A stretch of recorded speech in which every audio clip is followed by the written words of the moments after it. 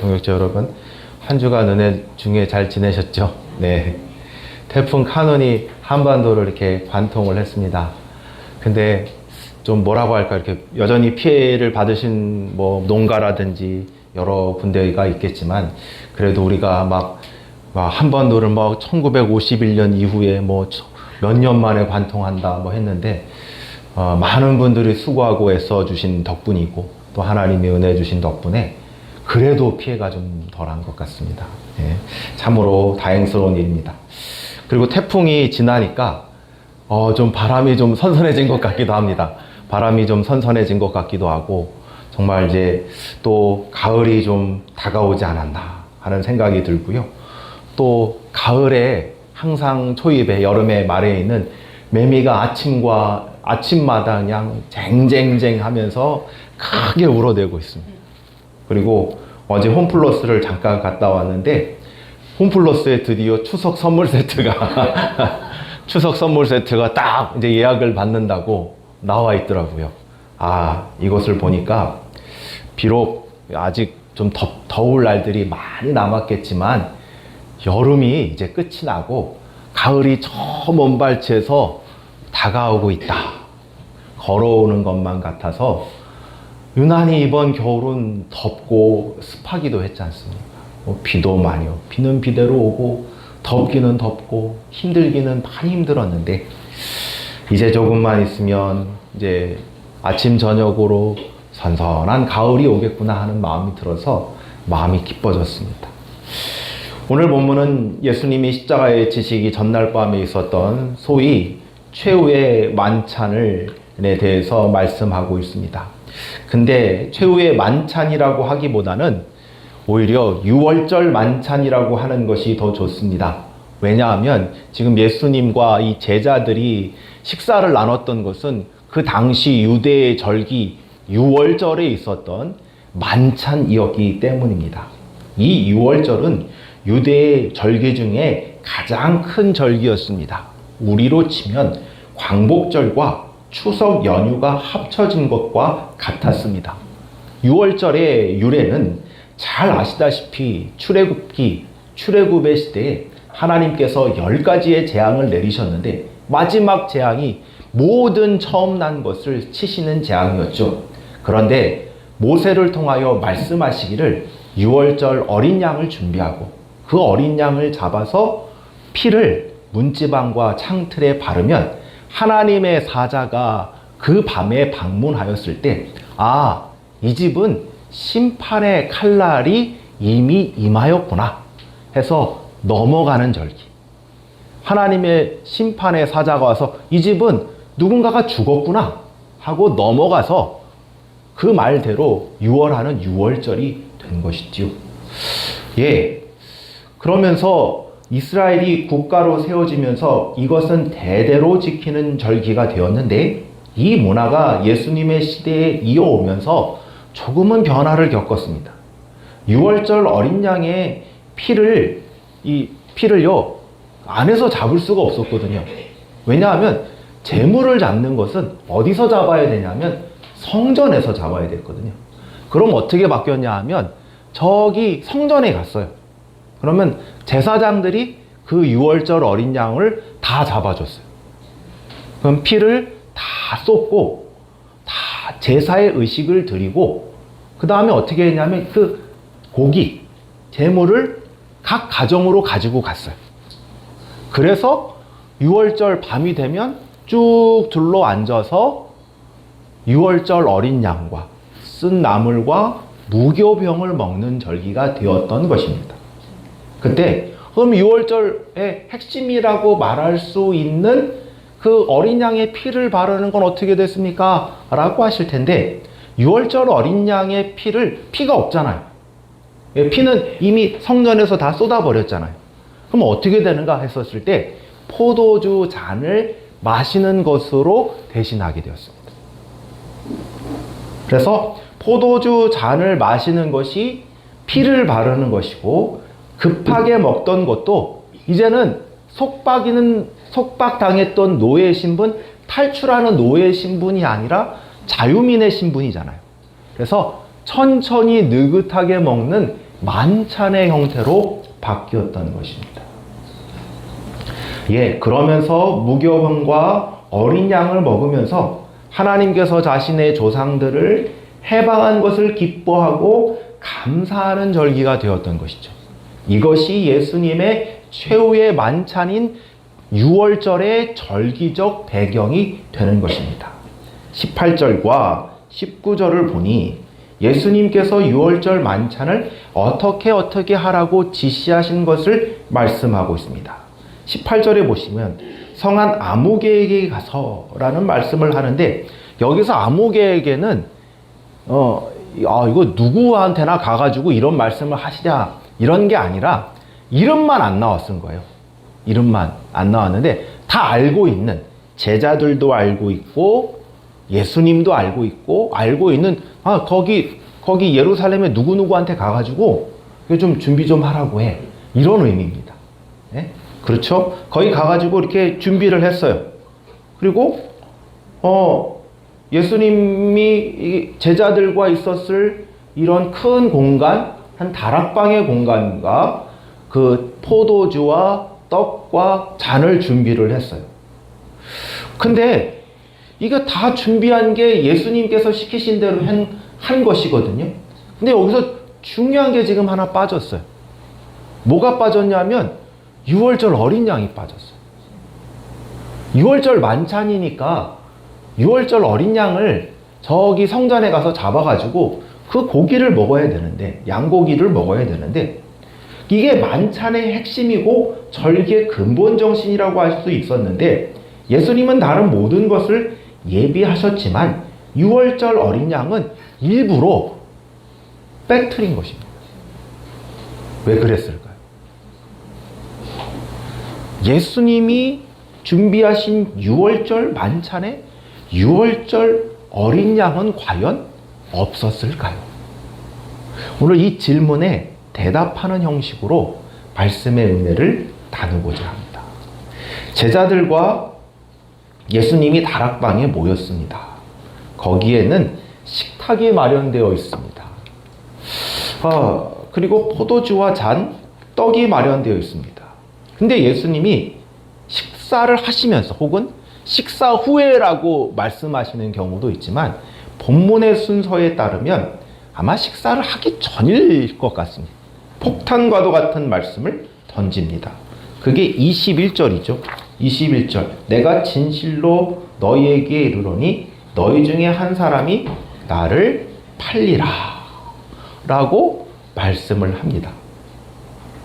그러니까 이 말을 들으니까 여기저기서 웅성웅성 거리죠. 이게 무슨 말씀입니까, 이게? 이거 되게 6월절 만찬 기쁜 날에, 야, 너희 중 한 사람이 나를 팔 거야. 그러니까 그냥 정말 이 만찬 석상이 폭탄이 터진 것처럼 꽝 하면서 이게 무슨 말인가? 그러니까 제자들이, 제가 파나요? 저 말씀하시는 겁니까? 저요? 막 한 사람이 저요 하니까 다 여기저기서 저요 하는 거예요. 이 얘기는 배신자가 있다는 거거든요. 예수님, 제가 배신한단 말입니까? 도대체 누가 배신한단 말입니까? 누구입니까? 접니까? 제가 파는 건가요? 이렇게 막 나왔는데, 여기서 주목하는 사람이 바로 가룟 유다였습니다. 가룟 유다가 뭐라고 하냐면, 라비여, 나는 아니지요. 근데 여기서 참 재밌게 볼 것은 랍비라는 호칭이에요. 랍비는 선생인데요. 근데 베드로는 요 비슷한 33절에 뭐라고 하냐면, 모두 주를 버릴지라도. 베드로는 뭐라고 고백하면 주라고 고백해요. 주는 그리스도시요 살아계신 하나님의 아들입니다. 근데 가룟 유다는 뭐라고 고백하냐면 랍비여. 좀 차이가 있죠. 가룟 유다의 호칭은 주를 그리스도로 고백하고 있는 호칭이 아닌 것입니다. 그리고 왜 이렇게 하냐? 나는 아니지요. 자신이 팔 것임에도 불구하면서 자신은 아니라고, 자신은 배반자가 아니라고 이야기를 하고 있는 것입니다. 우리가 생각할 점은 가룟 유다가 어떠어떠했다가 아니라 예수님은 누가 팔지 다 알고 계셨죠. 예수님은 가룟 유다의 질문에도요, 야, 네가 팔 거야? 라고 한 게 아니라 애들러서 네가 말을 했네. 이거는 네가 팔 거라고 하는 거예요. 아니라고 한 거예요. 모르는 거예요. 아주 애매모호하게 대답을. 근데 가룟 유다는 알았겠죠. 아, 예수님이 알고 있었다. 근데 다른 제자들은 몰랐겠죠. 왜 이렇게 하셨냐라는 거예요. 정황적으로는 이렇습니다. 예수님께서 이렇게 말씀하신 이유는 그 순간 가룟 유다를 돌이키기 위해서. 내가 다 알고 있어. 너가 하려는 짓 하지 마라. 이런 의도가 담겨 있었던 것이겠지요. 경고함으로써 말입니다. 근데 이보다 더 큰 의미를 제공하고 있습니다. 이것은 예수님이 거래가 되고 있다는 것입니다.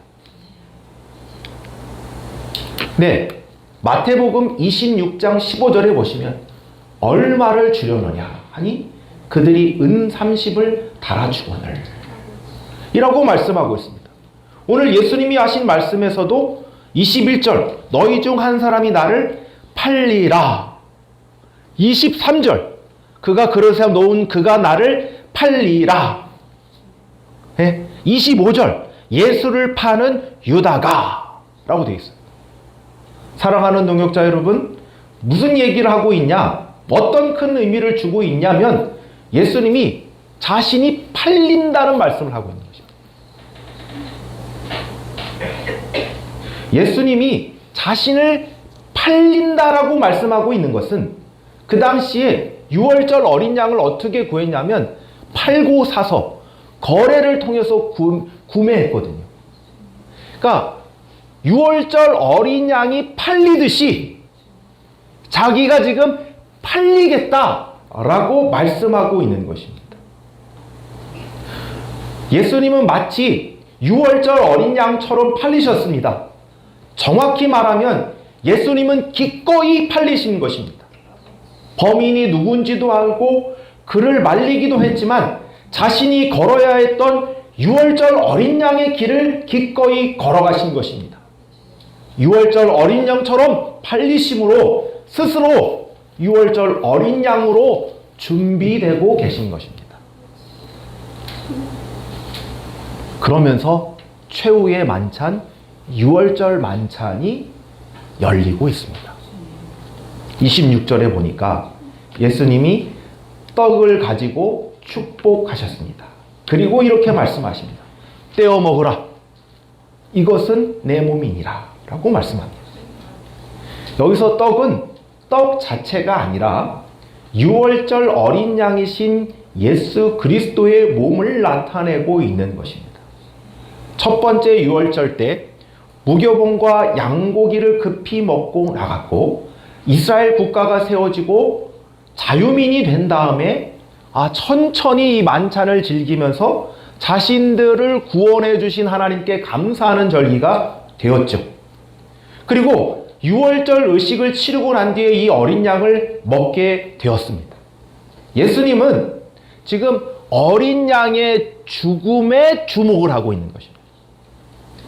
예수님이 말씀하신 내 몸이라고 하신 것은 예수님께서 하루 뒤에 죽게 될 예수님의 십자가의 죽음을 가리키는 것입니다. 예수님의 십자가의 죽음을 떡이라고 표현한 것은 그것이 우리에게 영적인 힘과 에너지를 공급해 준다는 의미입니다. 오병 이후의 기적 이후에 예수님은 만나를 말씀하시면서 요한복음 6장 35절에 나는 생명의 떡이니 내게 오는 자는 결코 줄이지 아니할 터이요 나를 믿는 자는 영원히 목마르지 아니하리라 라고 말씀을 합니다. 우리가 한번 이렇게 공부했던 하이델베르그 요리문답 75문 그대는 그대가 그리스도께서 십자가 위에서 단번에 이루신 제사와 그의 모든 은덕들에 참여한다는 것에 대해 성찬에서 어떠한 교훈을 받으며 확신을 얻습니까? 라는 질문에 이렇게 가르칩니다. 그리스도께서 나와 모든 신자들에게 그를 기억하며 이 떼어진 떡을 먹고 이 잔을 마시라고 명령하시면서 이런 약속들을 덧붙이셨으니 첫째는 주님의 떡이 나를 위해 떼어지며 잔이 내게 전해지는 것을 눈으로 보는 것과 똑같이 분명하게 그리스도의 몸이 나를 위하여 십자가에서 드려지고 찢겨졌으며 그의 피가 나를 위해 흘려졌다는 것이요. 둘째는 주님의 떡과 잔을 그리스도의 살과 피의 분명한 표로서 목사의 손에서 받아 입으로 맛보는 것과 똑같이 확실하게 십자가에 달리신 그의 몸과 거기서 흘리신 피로서 그리스도께서 친히 나의 영혼을 먹이시고 양육하사 영생에 이르게 하신다는 것입니다. 빨리 읽었어요, 일부러. 그러니까 뒤에 이제 요소인데 하나님께서 영생에 이르게 먹이시고 양육한다는 표현을 하이델베르그가 가르치고 있어요. 먹음이라는 요소는 믿음이라는 것입니다. 예수님의 십자가의 죽음이 진정한 유월절 어린 양의 죽음이요, 나를 대신하시고 대속하는 죽음이요, 살리시는 죽음이요, 구원케 하는 죽음이라고 믿는 것입니다. 이렇게 믿음으로써 예수님의 죽음을 볼 때 우리 영혼은 공급함을 얻습니다. 먹게 된다는 거예요. 우리 영혼은 먹고 자라게 됩니다. 굳건해집니다. 그래서 광야 같은 세상을 살아갈 힘과 능력을 얻게 되는 것입니다. 예수님은 유월절 어린 양에 대한 성경적, 문화적 상징을 차용하셔서 자신의 죽음을 계속해서 묵상하면서 곱씹으면서 믿음으로 바라볼 때마다 영적인 공급과 배부르게 함과 하나님께서 마시게 함을 주신다라고 말씀하고 있습니다. 이사야서 55장 1, 2절 이렇게 말씀하죠. 오호라 너희 모든 목마른 자들은 물로 나아오라. 돈 없는 자도 오라. 너희는 와서 사 먹되 돈 없이 값 없이 와서 포도주와 젖을 사라. 너희가 어찌하여 양식이 아닌 것을 위하여 은을 달아주며 배부르게 못할 것을 위하여 수고하느냐. 내게 듣고 들을지어다. 그리하면 너희가 좋은 것을 먹을 것이며 너희 자신들이 기름진 것으로 즐거움을 얻으리라. 아멘. 사랑하는 주소망교회 믿음의 동역자 여러분, 우리는 영적인 주림과 목마름에 대해서 한번 생각해 보아야 할 것입니다. 한국에 있는 분들은 물론 요즘도 가난한 분들 많지만 적어도 제 주위에 한국에 있는 분들은 아무리 가난해도 먹고 마시는 문제에 대해서 고민을 하지 않습니다. 감사한 일이죠. 오히려 저 같은 사람들은 이 살을 어떻게 빼지 뭐 이런 거 고민을 많이 합니다. 안 빠져요, 살이. 아무리 적게 먹어도 안 빠집니다, 잘. 예. 근데요, 저뿐 아니라 이제 뭐 다이어트 열풍은 이미 오래전부터 한국 사회를 강타했죠. 네. 먹을 것이 풍족해졌고, 오히려 이 살 빼는 게 문제가 되는 이 시기에, 과연 사람의 영혼, 우리의 영혼은 배부르고 시원하게 해가람을 얻었는가? 목마르지 않게 되었는가? 아닌 것 같습니다. 왜냐하면 곳곳마다 배고프다는 증상이 보여지고 있는데 그것이 바로 중독입니다. 중독은 무엇인가를 탐하는 것인데요. 네. 우리의 삶을 송두리째 망가뜨려도 그 탐욕을 그칠 수 없는 상태를 말합니다. 네. 수많은 것에 중독이 있습니다. 음식 중독, 쇼핑 중독, 도박, 약물 중독, 운동 중독, SNS 중독입니다. 지금 사진에서 보여지는 건 뭐냐면 펜타닐 중독을 얘기합니다. 펜타닐 중독 다큐멘터리나 혹은 보시면 이게 마약이고 이게 강력한 동물을 하는 진정제라고 하는데 얘가 이렇게 중독이 되면 좀비처럼 몸이 꺾인대요. 이 약물에 중독된 사람들은 좀비처럼 보입니다. 제가 왜 중독에 대해서 말하는가 하면요, 이 중독이 영적인 배고픔과 목마름에서 비롯되었기 때문입니다. 성중독, 성문제 전문가인 마이클 존 유직이라는 목사님이 이렇게 이야기를 합니다. 나는 쉬지 않고 끓어오르는 욕구들 이면에 성과 맥주가 결코 채워줄 수 없는 어떤 것에 대한 목마름이 존재한다는 것을 인식하게 되었다. 성이며 술이며 쇼핑이며 계속해서 집어넣고 있는데 왜 그러느냐? 사람의 마음, 나의 마음, 우리의 마음에는 채울 수 없는 목마름과 배고픔이 있기 때문입니다. 근데 이게 음식이 아닌 것을 은을 달아주는데 안 채워주는 거죠. 배부르지게 못할 것을 위해서 우리의 생애에 모든 것을 다 드리는데 배부르게 못할 것이니까 채워지지 않죠. 우리가 진정으로 갈망하고 채워야 하는 것, 그것은 오직 주님에게 나오는 것인데, 오직 예수 그리스도의 죽음에서 나를 위한 그 죽음을 믿음으로 받음으로 시원한 생명수와 떡을 얻게 되는 것인데, 그것이 아니기에 채워지지 않는 것이죠. 우리 주님은 이 배고픔에 대해서 십자가의 죽음을 믿음으로 바라볼 때마다 진정한 배고픔과 진정한 가람이 해결될 것이다. 계속해서 은혜가 쏟아 부어질 것이다. 라고 말씀하고 있는 것입니다. 예, 그러면서 두 번째 잔의 장면으로 넘어갑니다. 두 번째, 예수님을 잔을 대하시면서 이렇게 말씀하십니다. 뭐라고 말씀하시냐면 28절, 이것은 죄사함을 얻게 하려고 많은 사람을 위하여 흘리는 바 나의 피 곧 언약의 피니라. 문화적으로 잔을 대할 때마다 그러니까 이 어린 양의 피를 바르는 것이지 않습니까? 그쵸? 네, 이게 잔을 대하는 거였거든. 그러면 이제 하나님의 심판의 칼날이 피에 가서 나를 구원하시는구나 라는 것은 이 6월절의 배경을 통해 우리가 알 수 있는데, 여기서 하나 덧붙여진 말이 있습니다.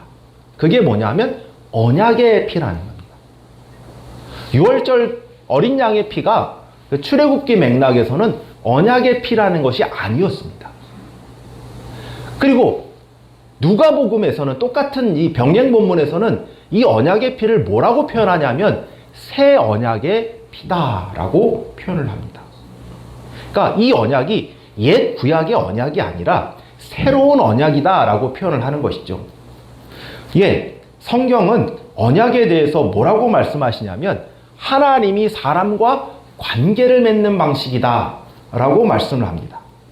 그리고 하나님이 말씀하신 새 언약은 메시아를 통해서 세우신 새로운 방식의 언약을 말씀합니다. 옛 언약이 율법을 통해서 하나님을 알고 순종 여부를 통해서 죄사함과 저주와 복이 정해져 있었습니다.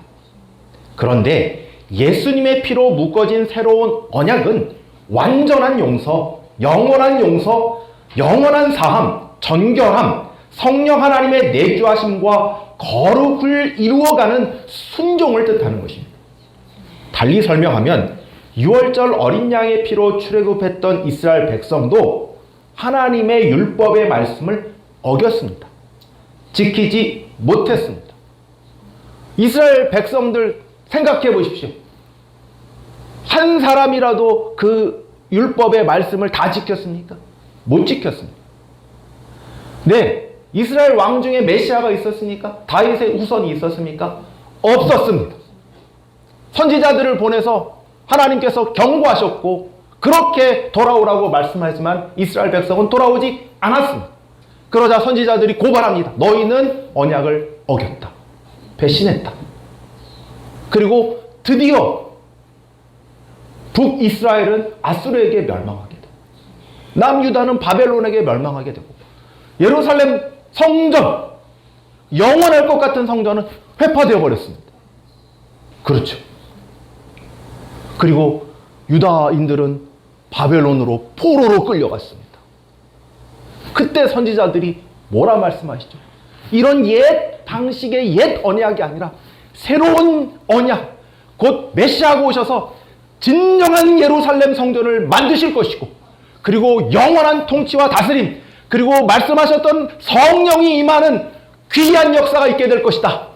이제 율법이 그들 안에, 그들 바깥에 저 돌 비석으로 있는 것이 아니라 그들 마음 안에 성령으로 임재하여 영원히 순종하게 되는 날이 올 것이다 라고 예언을 합니다. 그 죽음이 바로 새 언약의 피라는 것입니다. 예, 이렇게 새 언약의 피가 발라지면 우리는 영원히 용서받고 영원히 사함받습니다. 성령 하나님의 우리를 인도하심으로 우리 안에 거하시며, 우리를 인도하심으로 결코 우리를 하나님께서 버리지 않고 포기하지도 않습니다. 반드시 하나님의 성전으로 지어갈 것이며 반드시 하나님 나라에 들어가게 하실 것입니다. 이게 새 언약의 피입니다. 이건 일종의 계약서입니다. 계약서. 약속은 계약이잖아요. 계약서입니다. 사랑하는 믿음의 동역자 여러분, 사람들은요, 미래에 대한 약속 없이 현재를 살아가지 않습니다. 무엇인가 미래를 약속했고 그 약속을 믿으며 하루하루를 버티고 인내하고 혹은 즐거워하고 기뻐하고 소망하면서 살아갑니다.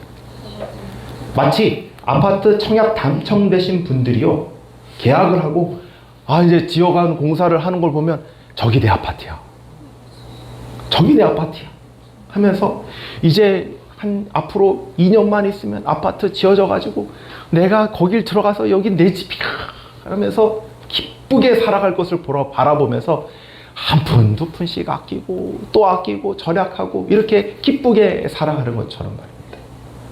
그러니까 이 아파트의 계약서는 아파트가 줄 것 같은 희망찬 미래와 자신을 묶는 것입니다.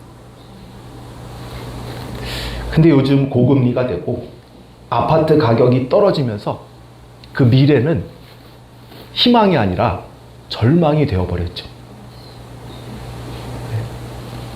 예.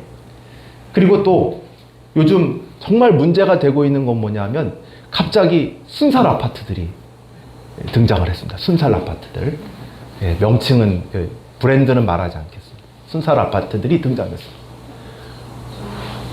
아파트가 그렇게 무너져 내릴 거라고, 그 브랜드 아파트가 무너져 내릴 거라고 어떻게 생각했어요? 그리고 전수조사하면 그 집에 사시고 있는 분들이 이 집값 떨어질까봐 지금 불안해하고 계시다. 집값 떨어지는 거 불안해하는 것뿐만 아니라 우리가 사는 아파트 무너지는 거 아니야? 네. 가장 안전하고 튼튼한 집에서 살 것이라는 희망이 사라졌습니다. 제가 말씀드리고 싶은 것은 아파트 얘기를 하고 싶어서가 아닙니다. 세상이 주는 모든 약속이 이런 아파트가 주는 약속과 같을 수 있다는 것입니다.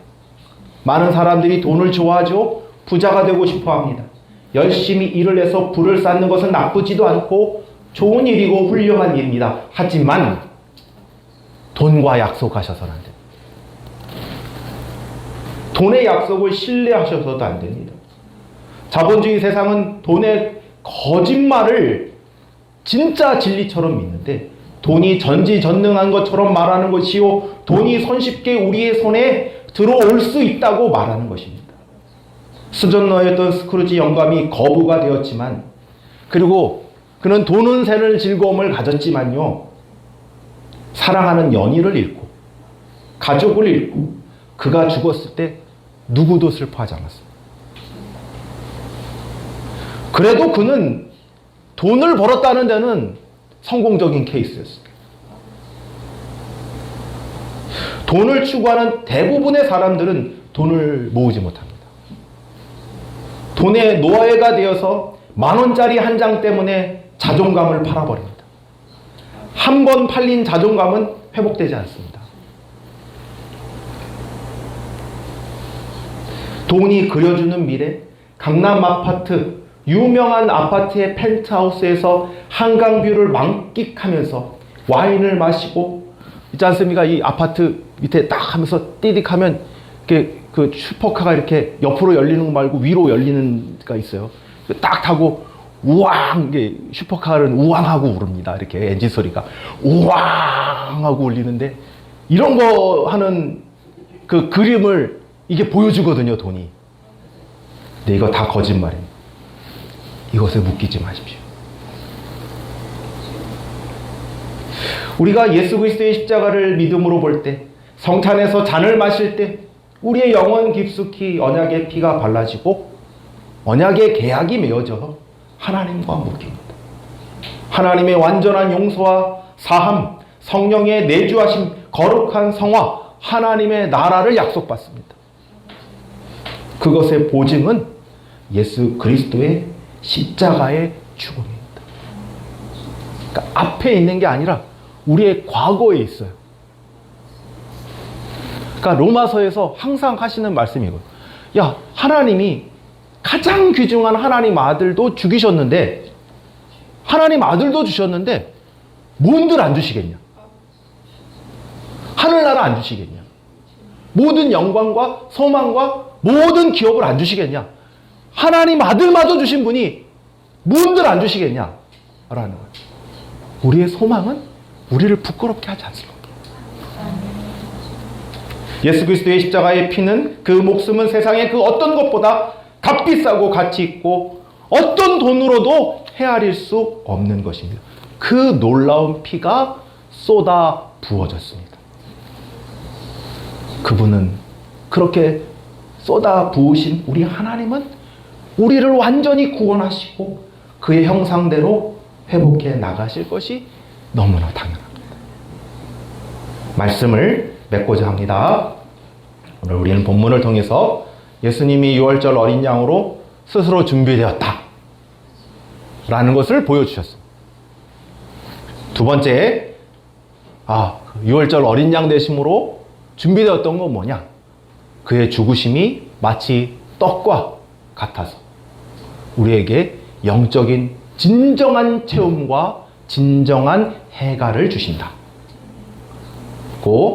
그것은 약속과 계약과 같아서 하나님이 우리를 완전히 사하시고 용서하시고 하나님께서 주시고자 하는 모든 신령한 것들을 우리에게 이미 주셨다라는 보증이 되어주신다는 것을 이 말씀을 통해서 살펴보았습니다. 이렇게 세상 속에서 주 예수 그리스도의 십자가의 믿음으로 먹고 마시고 바라봄으로써 참된 힘과 소망과 또 하나님과 함께함을 기뻐하시고 감사하시는 우리 모든 믿음의 동역자님들 되어지시기를 축원합니다. 기도하겠습니다. 하나님 아버지 감사합니다. 오늘도 귀한 은혜의 말씀을 주셔서 감사합니다. 유월절 어린 양 되신 분이 우리에게 우리의 영혼의 배고픔과 주림과 목마름을 영원히 진정으로 채워주시고 우리에게 새로운 약속으로 영원한 사함과 정결케 된 하나님의 나라로 인도함, 구원함을 주신다는 것을 보게 하여 주셔서 감사합니다. 이 약속 믿으며 온전히 하나님께 감사하고 기뻐하는 우리 주소망교회 모든 믿음의 동역자님들 다 되게 하여 주시옵소서. 감사하오며 우리 주 예수 그리스도의 이름으로 기도 올리옵나이다. 아멘. 다 같이 일어서서 찬송가 635장으로 하나님 앞에 찬양 올리도록 하겠습니다.